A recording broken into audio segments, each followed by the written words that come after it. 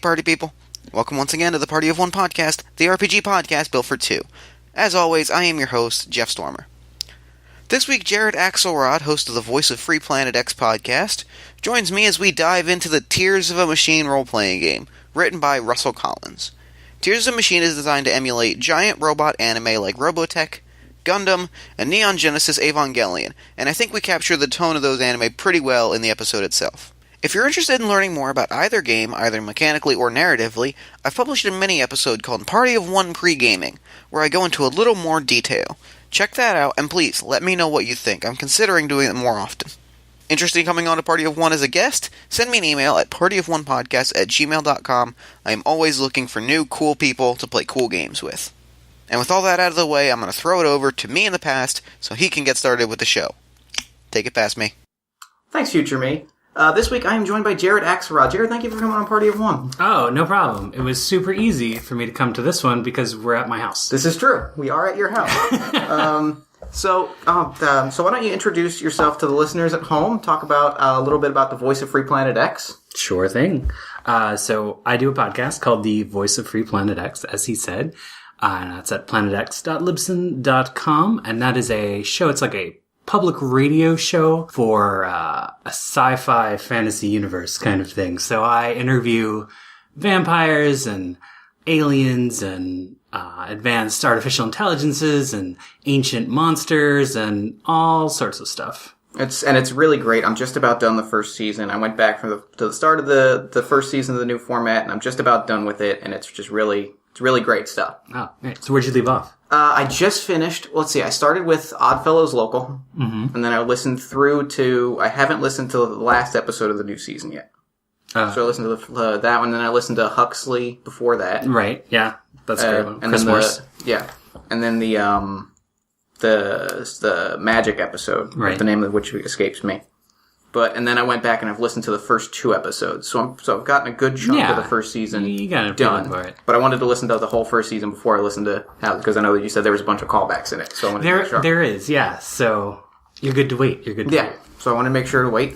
Meanwhile, this week we're going to be playing Tears of a Machine by Russell Collins. It is a game based on anime such as Neon Genesis Evangelion, among others, teenagers driving giant sentient robots to battle hideous alien monstrosities.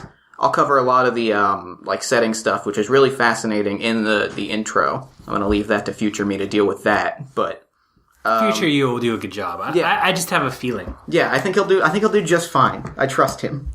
Meanwhile, let's dive right into the game, and we'll dive into some character creation.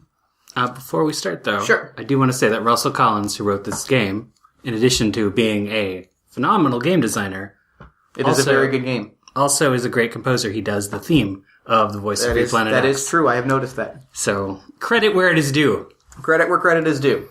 Credit is very important here on Party of One. Tell me about your character this week. Right. So, this is Rat. That is short for Rathaniel.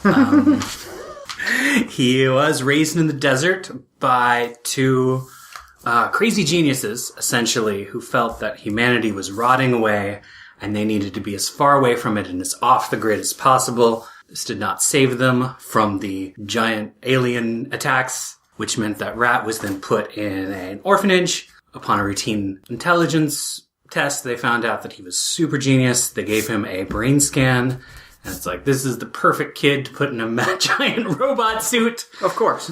We'll do that. So that's put him where he is now. Yes. His hope, the two things in this game that are important are hope and despair. So his hope is that he's going to show them all that he is the toughest here. He has nothing to prove about intelligence. He knows he's smarter than everyone here, but he has to prove that he's the toughest, because that was very important to his living in the desert crazy people parents. His despair is that he doesn't like being treated like a child, which undermines his feeling of toughness, and also he's 12, so everyone is going to treat him like a child. That's just going to happen. And you came up with his relationships. I did. I did. Relationships in Tears of a Machine tie in. Each character begins with two relationships that tie into the character's hope and despair. So Rat's two relationships are Mr. Barnaby, his gym teacher, who sees how tough Rat wants to be and believes in him and wants him to do well. So he's put him into an advanced gymnastics program. Which I love, because it's not a very tough gym thing. It's not. But that's what, it's both good and bad. It allows him to be bullied, even in his successes, by his other relationship. Yes. And his despair is a fellow Saint pilot named Jace Coleman. Jace grew up in one of the large cities of the world where people are sort of not subjected to government testing, but their family sort of elected to it. So he was put into it. He sort of skated by on the skin of his teeth in becoming a Saint pilot. He had to fight very hard for it. And he deep down resents that Rat takes to it so naturally. So he tries to bully him and condescend to him and sort of make him feel as much of a child as possible.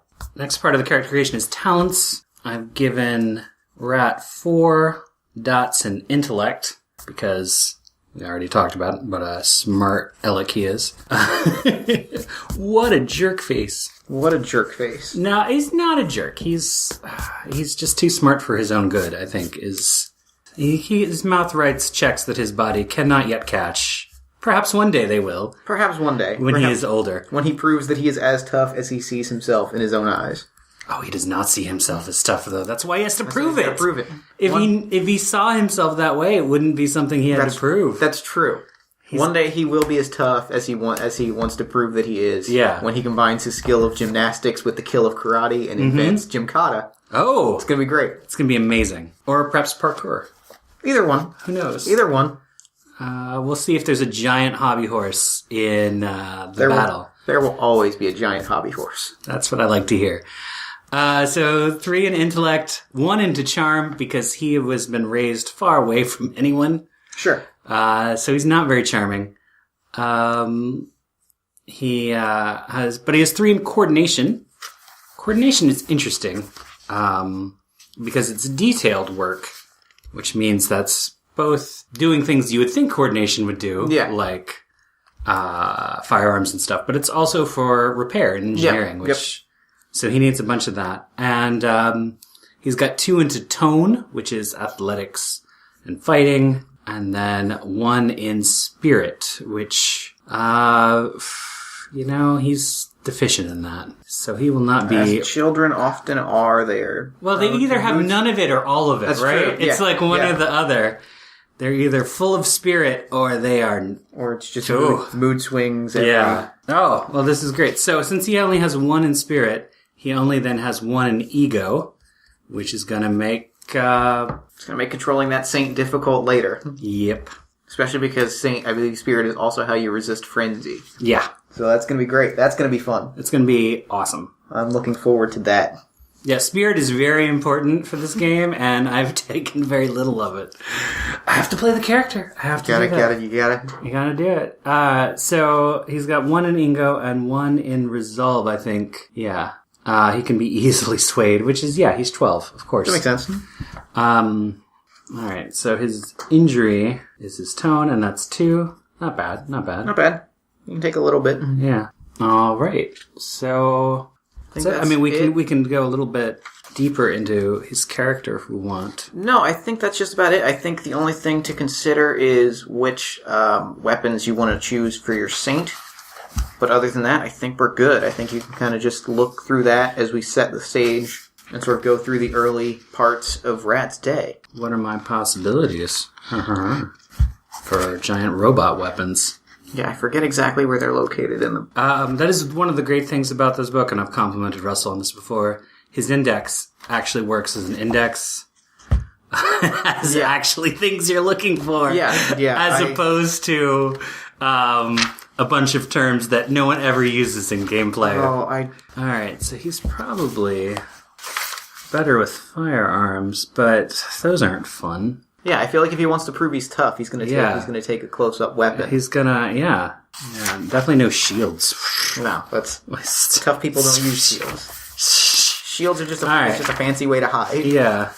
Oh no, this is perfect. So he's got a warhammer. He's got a UDKRA hammer, the gavel, That's totally a weapon a 12-year-old would think would make him the toughest. That is a child's take on the biggest, toughest weapon. Uh-huh.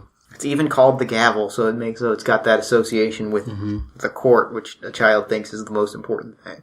No attack benefit. That's cool. But there is a damage boost of +2. Yeah, that sounds right. That does sound right. All right. All right. If you feeling like you're ready to jump into an episode of everyone's favorite robot anime, You know what? I am. then let's do it. Let's do it. So we open on bright and early. It's a Wednesday morning. We'll say we'll start off in gym class. All right. We'll start off with gym class. The kids are playing, most of the children are playing dodgeball. Sure. As children are wont to do. It's a cross-age thing, so the older kids are kind of clobbering the younger kids and just pelting them with dodgeballs, as children are wont to do. Yeah. However, meanwhile, as that's going on, what is Rat doing that is much more intense than that, as Mr. Barnaby encourages him to take things to go on a different level? Oh, he is doing the parallel bars, I would imagine. That sounds right, yeah. Yeah. So he's doing the parallel bars. So why don't we kick things off? Why don't you make me, why don't we do a challenge? Sure. Right off the bat. Let's do a Tone Athletics challenge. We'll say the difficulty is 4. All right, so I'm taking And let me ask if you want to tag your hope or despair in it. Oh, definitely want to tag the hope. Okay. Because I'm showing how tough I am. Yeah. Doing these parallel bars. Showing him that you can do things at a much higher level than these other wimpy children. Many of whom are crying on the farm because they're being pelted with dodgeballs. No, my high school experience is great. I don't know why you asked that. All right, so okay, yeah. So you passed the challenge. All right, with ease, as you rolled higher than the challenge right off the bat. Nice. And you get 2 boosts. I'm going to let you decide what they are. They're just added things. You get added things on top of. You get one. I believe you roll under. I believe you make a spirit roll to see if you gain an ego. Let's find out. Hey, I'm 8. Yep, I believe. So you get 1 ego. Yeah, you get 1 ego. And tell me, because you rolled 3 matching dice and a 5, that means you get 2 boosts on top of succeeding in the challenge. So remind me what boosts do. Boosts are just added cool things that happen on top of a success. Oh, great. So you excel on the balance bars. You are doing things. Mr. Barnaby is an old Russian man, as gymnastics coaches so often are. And he is clapping along. You are doing excellent. You are wonderful. This is fantastic. All right. Well, not only do I succeed doing the routine, going from bar to bar, but I decide to spice it up a bit to show how tough I am. So I throw in, I don't know any gymnastics terms, something involving a spin and a flip and way show off. Like this should not have worked. And I should have seriously injured myself on the fall and gotten appropriately reprimanded for trying this insane move that it should not happen. But instead, I pulled it off, and it was amazing. And I think that the other boost is, at one point, we cut away to one of the children throwing a dodgeball at a kid, and the kid just drops to the floor, and it goes right over his head. And we follow the ball in a point of view shot, and it's coming straight for Rat, and he does the most beautiful spin kick, and it just bounces effortlessly. And Mr. Barnaby is just speechless, hands over his mouth, which I shouldn't do because it's a podcast.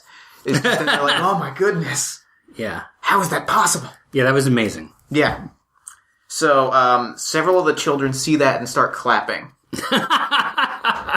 They are very impressed by your gymnastics. Yeah. However, 3 children walk over to you, led by an older child who is a little bit paunchy, has that anime side character bowl cut. Sure. And that is Jace Coleman. He has his 2 cronies on his side who are wearing leather jackets because they're always wearing leather jackets, even in gym class. Sure. Oh, look at little baby on the balance bars. Oh.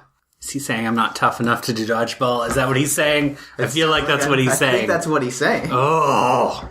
So what does Rat do when called the little baby on his balance bar by Jace and his two cronies. Oh, well, he is ready to leap off of those balance bars and go punch him in the face. All right, let's make that a challenge. We'll put that a little bit higher because he's got 2 guys on his side. We'll put that at a 5. Yeah, this is not going to go well. Yeah. So do we want to say we'll say that's, I think, close quarters, I think. Okay. I feel like that's a combat thing if you're going to jump over and tackle a guy. Sure. Flying leap. Yeah. Yeah, so that's going to be tone plus your close quarters. All right. And you want to get a 5. Hey. Oh, you got 1 5. And then you add your proficiency, so I think you definitely got it unless you have 0 in close quarters. Oh, no, I was rolling the wrong amount of dice. Oh. I was rolling a 5 total rather than just the 2 dice that I have. Okay. So that would explain why that first one was so amazing, because I was rolling far too many dice. But that's okay. That's okay. Fine. It's an opening. Yeah. It was a great character moment. It's establishing what your character's good at. Okay. All right. I did get a 5. You still succeed. So, and my close quarters is 3. So describe to me how you knock Jace off his feet. Oh. Well, this is great, because I do another swing around the balance beam, and then launch myself into the air, and impact my tiny 12-year-old feet right into his overgrown 17-year-old chest with the force of like a cannonball. Yeah. So this, boom, he is down. You see that? That's Jim Gata. Yeah. That's exactly what that is. Yeah, so he goes down, you kip up to your feet, and the other 2 kids just sort of put up their hands and say like, I don't want any trouble. Oh, you'll And get he trouble. is furious. He's furious. He's like, I'm gonna tell Commander on you. And he's wiping back tears. He's wiping back tears as he yells, Commander, Commander, as he runs outside of the this gym. is no good. As he runs out of the gym. You're standing there. Barnaby walks over, puts his hand on your shoulder. You did good. You did good, child. I'm proud of you. He is proud that I just clobbered another You kid. stood up for yourself. Oh, okay. All right, Stood up for sure. yourself. That's right. Gymnastics is a proud tradition that goes back many years before the Mazor in my home country. And he wants me to show them how tough I am. So he's in my corner that way. He's in your corner. So he's got your back. The other kids have run off. Several of the kids are clapping because Jace is a jerk. Let's be honest. He's the worst. So after that, you are sent to the office, and you are given one class period of in-school suspension. Oh no! So let me ask you, what does Rat do and during his in-school suspension? And this can be whatever you want: a challenge to advance your hope or despair, or just another challenge to sort of build towards something. Man, I think in order to make this interesting, I'm gonna say that he has the most torturous suspension possible, which is that he's supposed to just sit at a desk and not do anything. No. He can't read anything. He can't write down anything. He's just supposed to sit there. That's the worst. Yeah, that's absolutely what happens. And he's not supposed to move like a child. Mm-hmm. Yep, that's exactly what it is. So let's make a roll out of that. What do you think? What are you thinking his resolve? Is there his resolve? No, resolve is a stat. What skill is going to help him? Well, I think this would be a spirit roll normally. Yeah, okay. Let's roll that as a spirit roll then. That's what that is. That's because like his intellect is not gonna. Yeah, no. It's gonna make it worse actually because he's just gonna be sitting there with his own mind. Yeah. So the question is if he can calm himself. Yep. And no, I don't think he's gonna. Nope. No, he does. He does? A one's good? Yeah, you want to roll equal to or under your stat for a talent roll. All right. Well, so you actually managed to... I visualize it as him sitting perfectly still, and then like we cut just on the zoom in on the eyes, and it's just, treat me like a child. And then it's cut back, and he's just sitting perfectly still. Right. Just a lot of screaming in his own head, Captions. Plotting revenge. Caption screaming internally, pops up underneath him. It's great. Yeah. So, because you tagged your despair, if you want to make another spirit talent check and see if you can roll another one to get a third ego point. You do not get a third ego point. I do not get a third ego point. So, It is at this point that I think we're going to have a trial. Okay. So this is when you get a note slid to you that says, after suspension by the flagpole on aircraft bay 3. Oh. And it just says JC on the bottom. Of course it does. Of course. Because of course he signs it JC. Right? Yeah. What a jerk. Yeah. So, how does Rat respond to this threat? Oh, well, no one's going to think he's tough if he turns it down. That's true. He, crumples it up into a little ball and is like, oh, yeah, I'm going to meet you there. Oh, yo. Okay. So, the suspension ends. The principal walks up to you. Mm-hmm. You know, I'm very proud of you, son. Oh. You showed some real restraint here. It's a very adult thing to do. Take your punishment like a grown-up. Thank you, sir. It wasn't easy, but... Just stay out of trouble. Don't get into any more fights. Believe me, the last thing I'm going to do is get into another fight. So then you go to the fight. I'm going to say, since he's a smart cookie and he knows the fight is going to happen as opposed to previously, Yep. he has planned for this. Okay. And I'm trying to think the best way for a 12-year-old to plan for a fight with a 17-year-old. I imagine that he's probably gone... This is awful. But this fits with his character. This is totally something he would do. He has gone to the kitchens. Okay. And he has a handful of rock salt. Oh my God! Going to throw at Jace's eyes. That sounds that sounds right. That sounds like what... Jace has a lot more height than him, but he thinks he can get a jump, throw the salt, and painfully, temporarily blind the kid in order to take him down the rest of the way. That's his plan. If that doesn't work, he also has a length of chain in the other pocket. But it's like a bike chain. It's not like heavy duty chain, but it's just in case. Just enough. Yeah. Just big enough. Yeah. He doesn't want to use the bike chain because that's going to be hard to explain later. No. Yeah. The salt gives you plausible deniability. The bike chain does not. But he's a planner. He thinks about this stuff way too much. So yeah, he's got his jacket pocket. One pocket has the salt, the other has the chain. He's ready. Yeah. Okay. You walk out to aircraft carrier 3. There's the classic circle of kids. Mm-hmm. And Jace is waiting for you. He takes off his jacket real dramatically. Yeah. Hands it to one of his cronies. Hold this. Make sure not to get any blood on it. And a bunch of the kids laugh. He high-fives them. So what does Rat do in that instant? All right. He makes a point of keeping his jacket on, adjusts the collars, lapels, puts his hands in his pockets. He's ready. All right. So, Jace begins circling you. He's puffed out his chest. He's circling you. He's got his fists up, but they're a little bit wavy, like he's almost trying to show off. Yeah. But I think that Rat's going to get the first move just because he's thinking that Rat's going to back down. Right. Well, I think this is the difference. I don't think Jace wants to be the kid who beat up a 12-year-old. No, he doesn't. But Rat definitely wants Definitely, Rat is here for the fight. Yeah, he is. All right, so yeah, if you want to make a roll for throwing rock salt in the eyes of a child, I do. let's go ahead and do that. All right, so would that be a coordination? Or would that be a tone? That's probably a tone. I guess that's probably close combat again. Yeah, so that would be tone. Plus close. Yeah. All right, let's roll properly. Yeah. Oh, not so well. Roll so well. Or did I? I'm so confused. No, you roll. It's high for proficiency rolls, low for talent. Okay. Low for talent checks. All right, yeah. so then I did great. You did really well. Yeah. Yeah, you did real well. Let me just double check that. Make sure that just want to real quick consult the rules on antagonist characters. When I was 12, I used to carry a bike chain because I thought it would be cool, like a wallet chain, because I was 12, and it was like, you want to be like a skater kid when you're 12. Yeah. They're cool for some reason. And I was told not to carry it around and wear it anymore because it could be used as a weapon, and it never occurred to me. And then, of course, I wanted to carry it around more because it's like, oh, this could be used as a weapon. What if I get into a fight?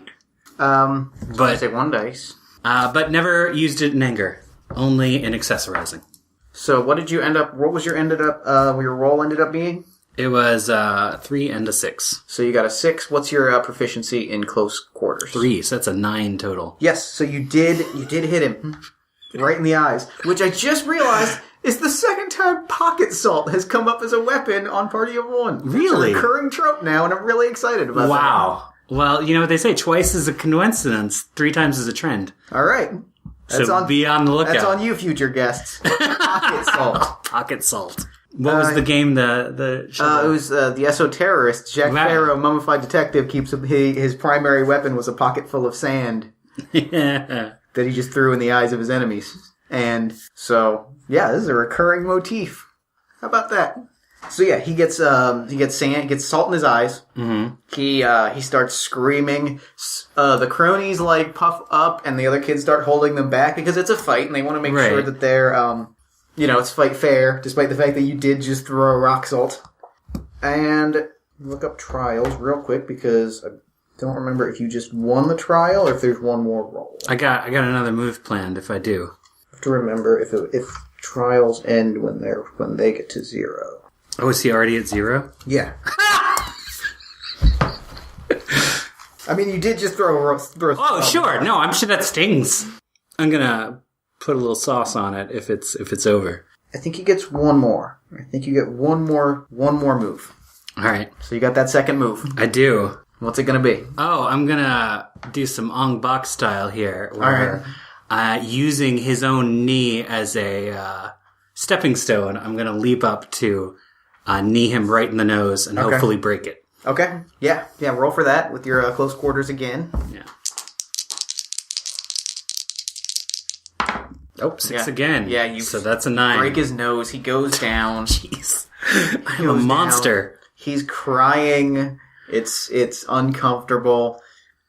At this point, the kids do run in just to break you up, not because they don't like seeing a fight, but it's gotten to that level in a schoolyard fight where it's like, this is too serious now. Someone has just gotten hurt. Oh god, I hurt. Nope, this got real. This wasn't supposed to be real. Yeah. So they drag you off. You find yourself back in the principal's office. Mm-hmm.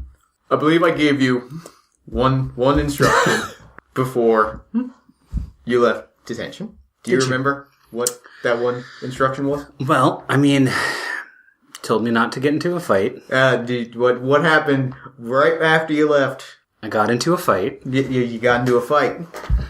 But honestly, sir, it was not my intention to get into this fight. He bullied me into doing it.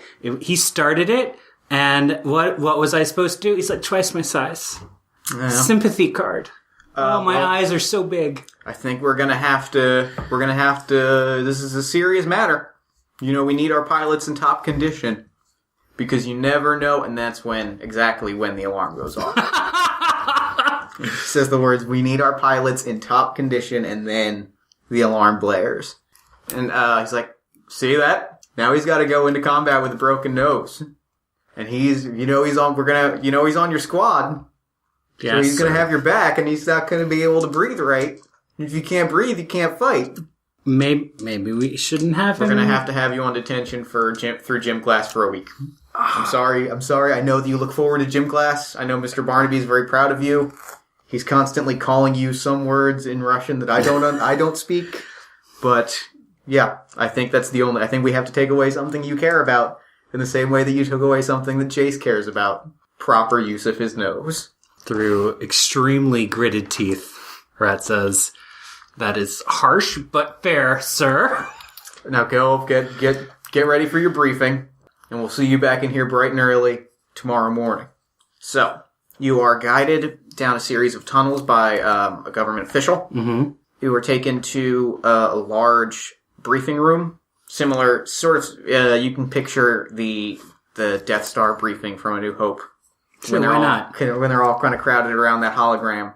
The general, or the team leader, steps out. Children, there's a serious matter. There's been a Magnus sighting. Several locusts in a small ruins of a Midwestern city in Northern America. This is an opportunity for us to bring in the body of a principal class Magnus to study it before it develops into something more serious. So speed and agility are very important. So we need you to touch down, immediately disable the Magnus, take out any locusts before they hurt people, as they've targeted. They seem to be targeting a small village of North American off-the-grid survivalists. Yeah, you hear those words, and Rat zooms real close in on Rat's face. If we can salvage, every life is important. We need to make sure that any Magnus attack should be dealt with extreme vengeance, and this is an opportunity for us to bring in the body of another Magnus. So, we're going to be deploying you immediately. So please head to your Saint and prepare for touchdown. And as this is happening, you're feeling the arcs underneath you speeding up and shake. Everything's rattling just a little bit as giant jet engines fire up, and the chairs themselves begin to creak and rattle as you're all shuffled off into your individual pilot chambers. So the last thing that happens before you load up into your suit and before we jump into the big combat is Jace, his nose in a full brace, grabs you. You better watch yourself out there, because it's not just you and me, it's Saints, and they go crazy. You'll never know what's gonna happen. And then he's shuffled off. They're yeah, get out of here, kid. So what does Rat do in that instant? Oh, he says, what was that, Jace? I couldn't hear you. Sound like you're having trouble breathing. Yep, that sounds about right. So you're loaded into your Saint. Mm-hmm. Which is a giant robot. Yep. Built off of the body of a Magnus. Yep. And you're linked to it psychically. Mm-hmm. And it's got 2 rhinoceros horns on the head. I like that. So you feel your body start to go away.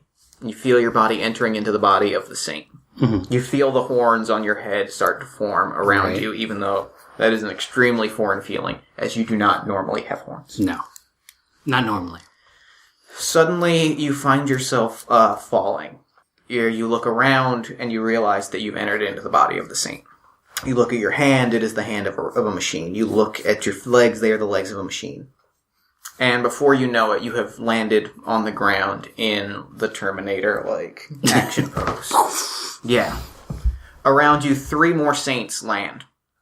One of them you recognize because it has little mock angel wings, much like the ones that many of the Magnuses have. Is you recognize that as Jace's immediately, because he's the kind of guy that chooses one with mock angel wings because he wants to look that much cooler. Right.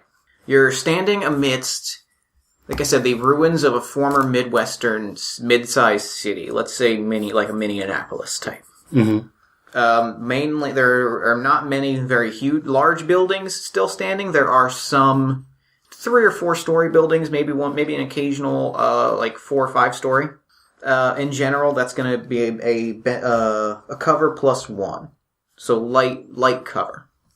The moment you land, you are tackled by a large robot, a locust brawler, and that's going to be where we jump into full-fledged combat. Okay. You feeling ready? I'm ready. You ready to maybe shed some tears of a Magnus for a change?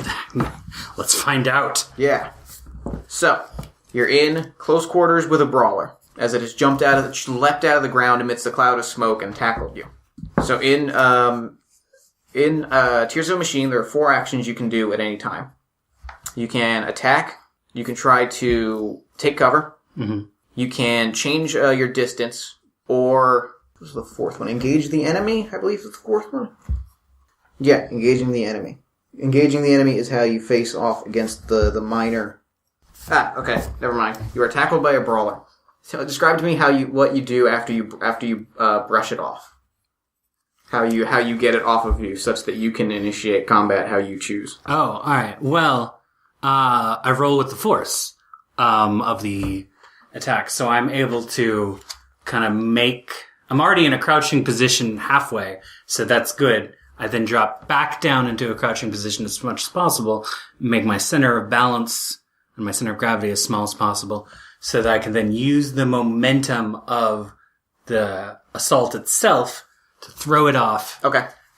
It lands several feet. It lands close to you, like maybe like 50 to 100 feet in front of you, which is fairly close for a giant robot. So, yeah, there are 4 things you can do. You can engage the enemy, which allows you to figure out where you don't want to be in regards to an enemy. You can attack the enemy. You can take cover, which allows you to recover damage and do things like reload. Or you can change the distance between you and an enemy. Oh, I'm attacking it. All right. Yeah. Attack is you're going to roll the chosen skill for your weapon, which is, I believe, close quarters. We'll get more mileage out of this close quarters skill. I know. I'm glad I put some stuff in it. And if you succeed, you destroy the locust standing before you. And do you want to tag your hope or despair in this action? Oh, yeah. Totally hope. Okay. This is... Yeah. First attack, I'm showing you guys how tough I am. So Jace is standing there in the distance. He's just watched you get tackled by this thing. That's what we'll say, is that he's right there. He's right there watching. Oh, man. Oh.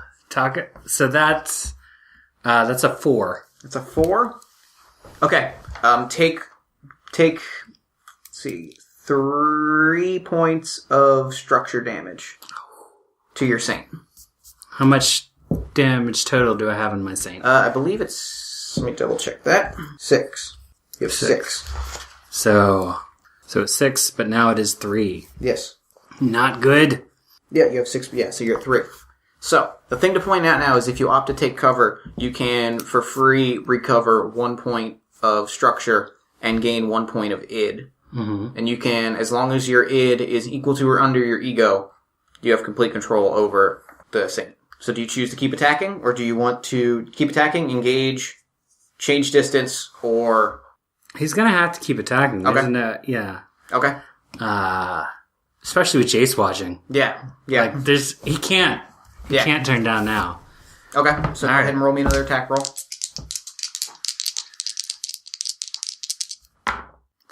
What's wrong with these dice?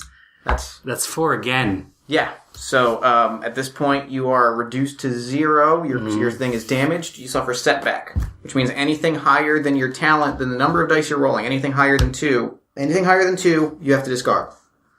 Also, your Saint is at the moment damaged, but I'm going to roll for Jace to come in. Oh no, this is the worst. I'm going to take a third. Yeah. Yeah, you're just about broken down. Like, it's completely overpowered you. It's just nailing you with these giant, oversized fists. And suddenly, like, you just see it riddled with bullets, and Jace's Saint is standing over you. Oh, the worst possible thing to happen. Yeah. He's standing over you. I'm going to say right now, gain 2 points of structure as your Saint's autopilot has kicked in, while he has sort of saved your bacon. And also gain 2 points of id, which can be used the same way as ego.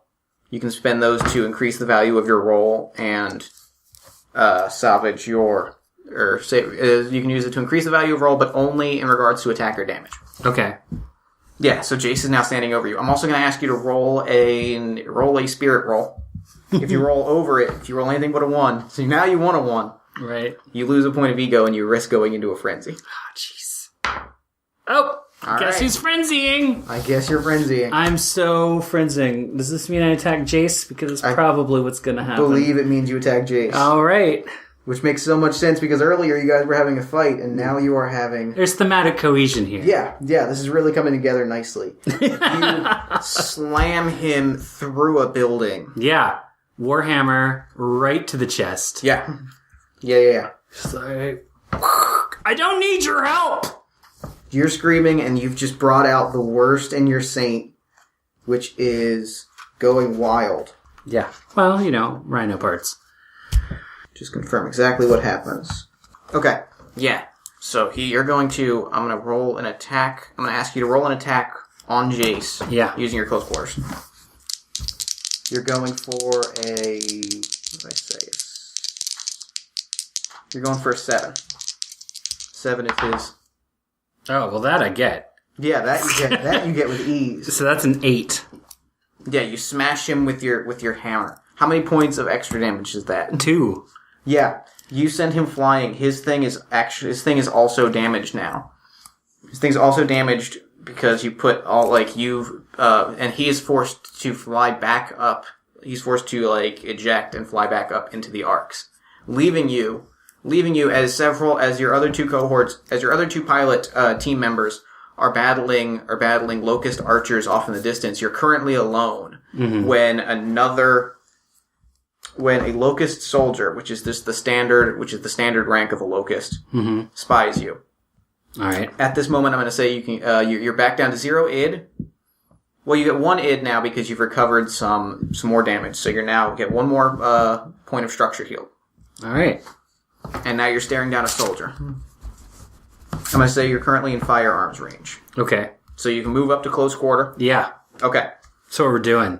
All right. Because I got to prove myself now. You do have to prove yourself now. I'm not some baby who needs to get saved. So you're going to roll me an athletics action. So tone plus athletics. All right. The number that you want is a 6.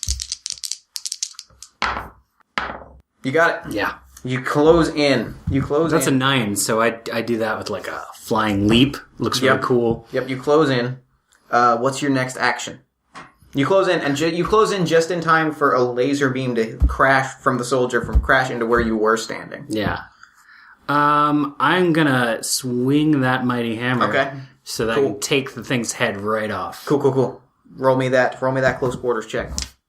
Again, the number you want to beat is a 6. Done. 9.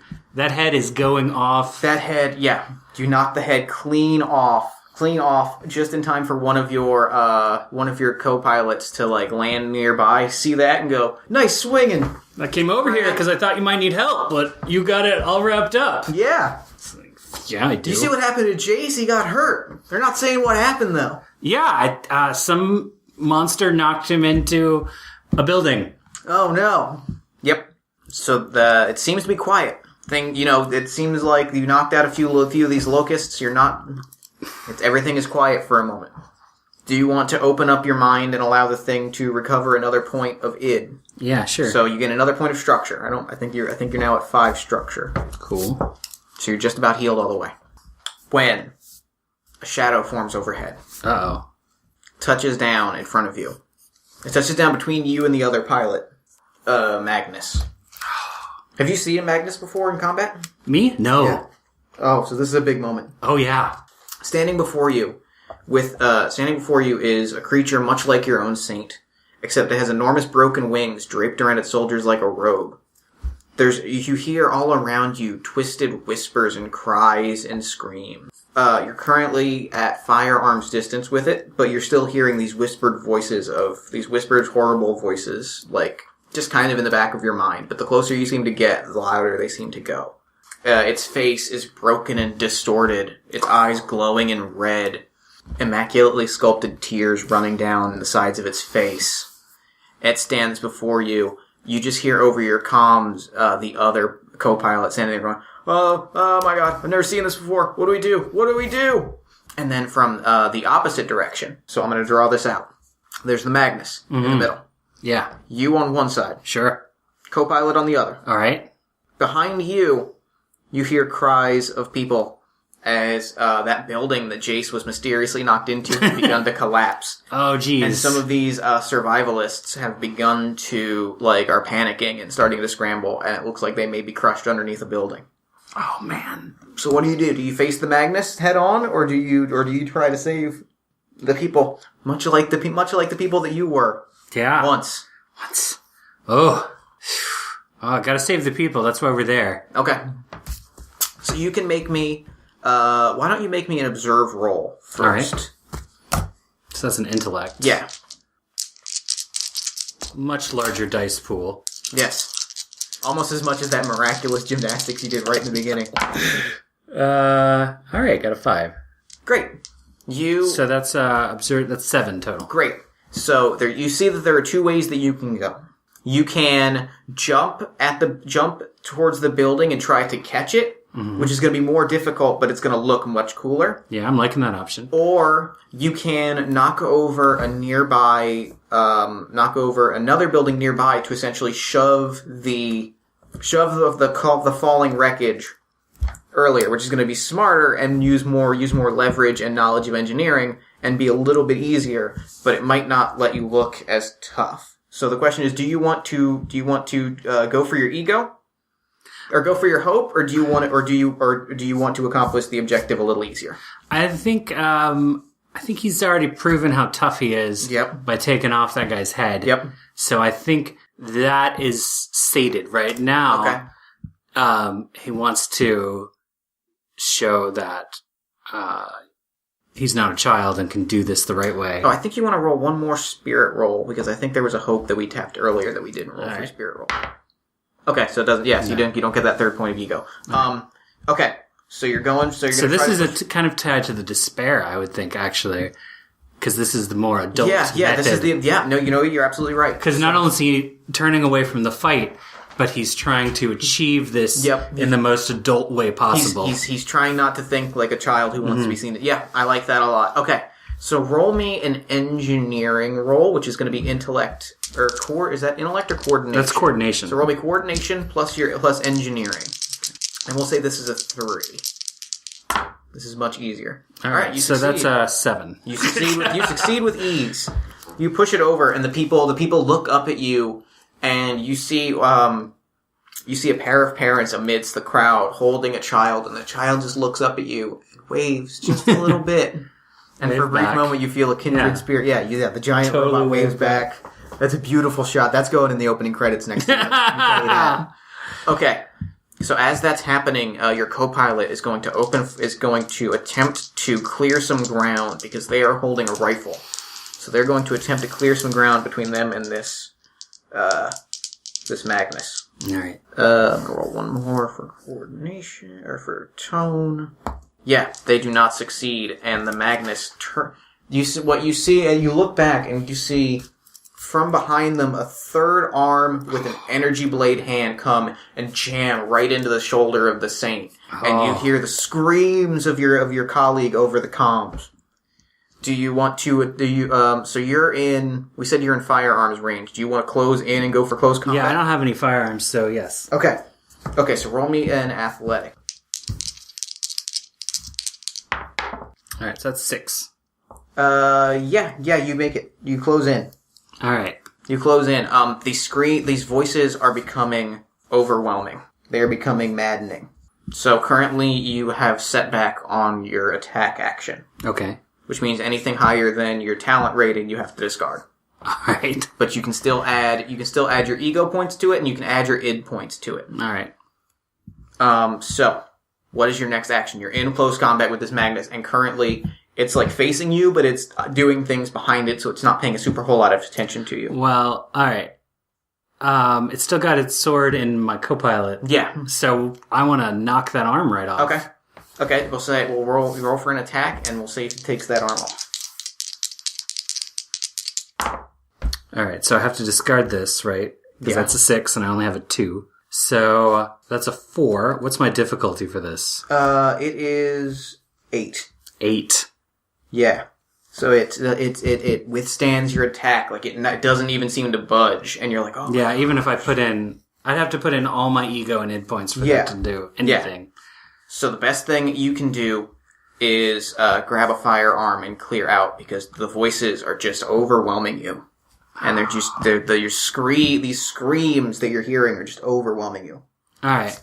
Well, here's a question: instead of using a firearm, are you gonna throw your? Can I throw the hammer? Can I do a Thor action? I'm all right with that. You'll lose your weapon, but yeah. Yeah. So we'll say you'll jump back. Okay. You go in firearm range. You roll me a firearms So I stagger attack. Back from all this. Oh, wow. Roll me a firearms attack. You'll give up your setback. So I don't have anything in firearms, so this is just the coordination roll. Yep. Which is a 3. It's a 4 because you have 2 matching dice. Oh, but yeah. 4. So, well, what's the difficulty here? It is 8. It's 8. So if you spend your id and ego, let's do it. This is a great move. Yeah, I want to run it all through. So you do full damage. You do an additional 1 damage. So you do also 1. The hammer has a damage boost too. So that's how many is that? So that's 3 damage boost. 3 damage. And so that thing just goes. Yep. It does that. It smashes off the arm of the third arm, and your co-pilot staggers back. And I'm not aiming for the arm no more. Oh, well, if I'm distance, yeah. Yeah. I'm hoping to just embed it into his chest or something. Then that's exactly what happens. It staggers back. Either way, it staggers back, frees the arm of your co-pilot. They Excellent. are opened up for another shot. Let's see how they do. Oh, they got it. Very good. Yep, they rip into him. They unload upon him. Oh, jeez. They unload upon him. They get... Oh, sorry, Chuck. I hardly knew you. Oh, no, this is a good thing. Oh, all right. Yeah, your guy is unloading. Oh, he's fine. I thought...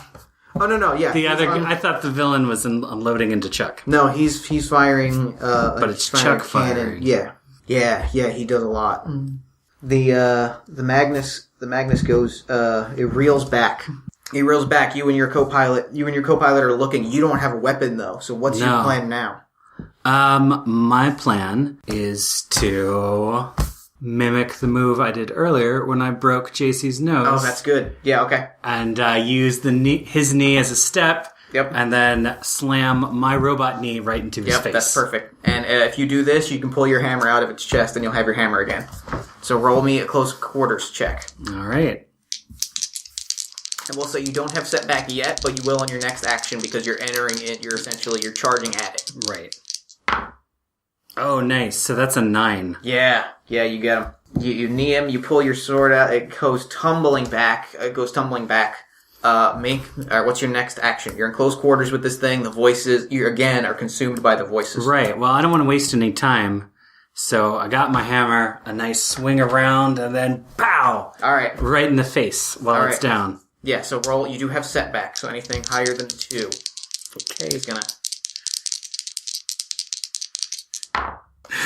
So that's a 4. I don't know if that does anything. It does not. No. It brushes off. You try to pull in, and suddenly, you're consumed by the voices, and it's just now like hitting you that this is that maybe being the one that's always rushing into Ong Bak style knee strikes is perhaps.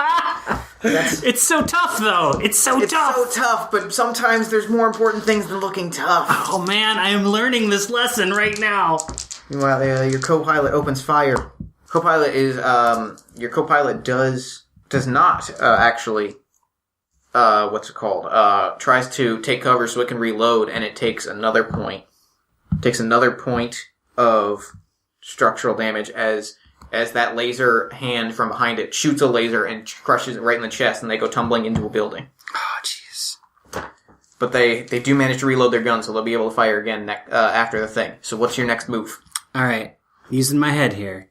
The one thing I will point out is if you want to go for a firearm, Jace's gun was still left on the ground where his body was beamed up. Just in case that's the option you want to go with. Otherwise, if you want to come up with something else, I'm all ears. I got a pretty good idea. We'll see how this works. I'm gonna grab a boulder. Okay. Toss it up in the air, and then baseball style use my hammer to knock it into. That's good. The guy. Okay. Yeah, that's great. Make that roll. Will that have the damage boost translate? We'll say no. Okay. But you don't have setback on it because you're at a distance. Because you're at a distance. Good enough. All right. So that is that's a 9. Right in the head. Its eye is now caved in, and it's just a glowing sea of red that consumes about half of its face. As like the statuesque face of it just slowly breaks and spreads out. Nice. You like that, do ya? Can do this all day. You hear a chorus of voices say, "No, we don't like that." As it stands up and gets ready to throw down with you. So, what is your next move? I'm gonna do it again, man. That was successful. Okay. Batter up. Yep. Go ahead and make your roll. All right, another 9. Okay. And then also your partner is going to open fire on it. You smash it, and now its head is just entirely consumed by red. It's just a hollow cave. And your co-pilot opens fire and wears it down, and it is just shy of shattered. If you want to make one final strike, It's looking like it's only going to take one more hit to take this thing down. If it's just one more hit, it should be something cool. Yeah, it should be. All right. This may be too much. I'm going to describe it, and then you can tell me if this is something that can happen. All right. Go for it. I want to throw the hammer, Okay. but at its legs. Okay. So that it is knocked over, and then after I throw the hammer, I want to leap so that it knocks over, and then I land fist in the face on top of it. That's dope. Yeah, I'm going to say that. And again, I'm going to say no setback. All right. Because you're running into it. But know that if this doesn't does not work, it's going to wreck you. Yeah. Well, good. I think that's appropriate. Yep. All right. So that's a 10. Yeah, that's double sixes. So that is the best possible roll you can make, and I'm comfortable saying that is successful. So it crumbles. There's a huge explosion, and suddenly there's nothing left of it but ash. Oh, wow. You actually get a call on the comms. We said bring it in, not smash it up. Oh, crap. Then you get a second call. That was pretty cool. I hate to admit it, but that was pretty cool. It was wicked cool. Yeah. Against orders, but cool. The Saint, your co-pilot, your friend... Did we say Chuck was his name? Yeah, let's say Chuck. Chuck, his damaged Saint staggers over to you and leans against another building. Wow, we destroyed a Magnus today. This is a pretty good day. I can't believe you facing Magnus hand to hand. You're a pretty tough kid. Yeah, well, it was a good day. Didn't even have to use Jace's AK. So we star wipe. Because that's the first wipe that came to mind. So full star wipe. We're back in the med bay. You're being treated. It's like you're getting a battery of psych tests and yeah, like just making sure that your body responded okay to the medical thing, to interfacing with the Saint. Mm-hmm. When even more battered up before, like covered head to toe in like little tiny anime bandages. Yeah. Jace walks up to you. He's got the full, the plastic nose guard thing that they put on you when your nose is recovering. Got his arm in a sling. Yeah, he's got his arm in a sling. What's up? How's it going? How'd you do? Fine. Killed a Magnus or whatever. It's no big deal. Listen, we've been giving you a hard time, but I don't know. I'm sorry. I gotta go. Nerd. And then, scuffles off. Kicking dirt from this immaculately clean floor. Yeah, I don't know where that came from. I'm amazed that I've done nothing but pummel this kid, and he apologizes to me. Well, you destroyed a Magnus, and that's a pretty big deal. It's pretty big. So, So we get a zoom in on your face and a small smile as he walks off. Freeze frame, credits roll. What's the lesson of this episode before we call it? What's the secret? Oh man, this is just full of things you're not supposed to do. Oh, you know what? That's even better. Oh my god, I bet we cut to Rat, and he's like, "Hey kids, we had some fun today." No, you know what we cut to is detention. Oh, yep, that's what it is. And he's there. The whole credit sequence is just him in detention. Sitting forward. Yep. And then at the end of the credits, we also have that effect where the sun's going down over and the we whole just thing. see 3 days. Yeah. And then the commander comes in and is like, "All right, that's your first day of detention done." Yep. Just 43 more to go.